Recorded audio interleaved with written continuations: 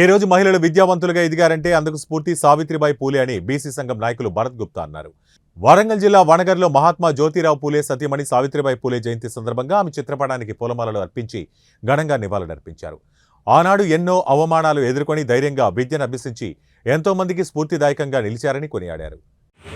Telangana BC ప్రజా సంఘం వరంగల్ తూర్పు నియోజకవర్గ పరిధిలో బీసీ నాయకులు, సీనియర్ నాయకులు అంకం సత్యమన్న గారు, వెంకటేశ్వర్ గారు తదితర ముఖ్య నాయకుల ఆధ్వర్యంలో ఈ శివనగర్ ప్రాంతంలో మహానీయులైనటువంటి మహాత్మా జ్యోతిరావు పూలే గారి ఒక సతీమణి సావిత్రిబాయి పూలే గారి ఒక జయంతి వేడుకలను జరుపుకోవడం జరుగుతూ ఉన్నది.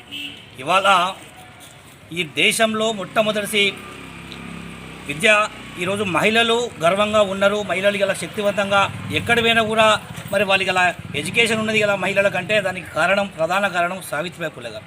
ఎన్నో అవమానాలు ఎదుర్కొని ఆనాడు బురద చల్లినా కూడా ఆ బురదం వెయ్యి ఒకటే చీరతోని కూడా కడుక్కొని మళ్ళీ విద్యాబోధన చేసి అనేక మంది మహిళలకు ఇలా విద్యను నేర్పించినటువంటి ఘనత ఇలా సావిత్రిబాయి పూలే గారిది.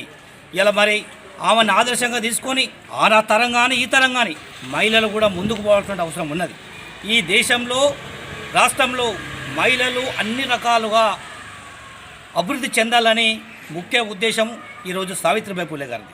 కాబట్టి మహిళల పట్ల ఇతరులు ఎవరైనా కూడా అసభ్యంగా ప్రవర్తించకుండా వారికి అన్నదమ్ముళ్ళగా తోడుగుండి రాజకీయంగా, ఆర్థికంగా అన్ని రంగాలలో వారిని ముందు తీసుకుపోయి మహిళను ముందుకు పెట్టి ఏదైనా కార్యక్రమం చేయాలని సందర్భంగా తెలియజేస్తూ ఇలా అదేవిధంగా ముఖ్యంగా మన వరంగల్ జిల్లాకు కూడా సావిత్రిబాయి పూలే లాగా మన సమ్మక్క సారక్క లాగా మనకు సురేఖక్క కానీ సీతక్క కానీ మంత్రి పదవిలో ఉన్నారు.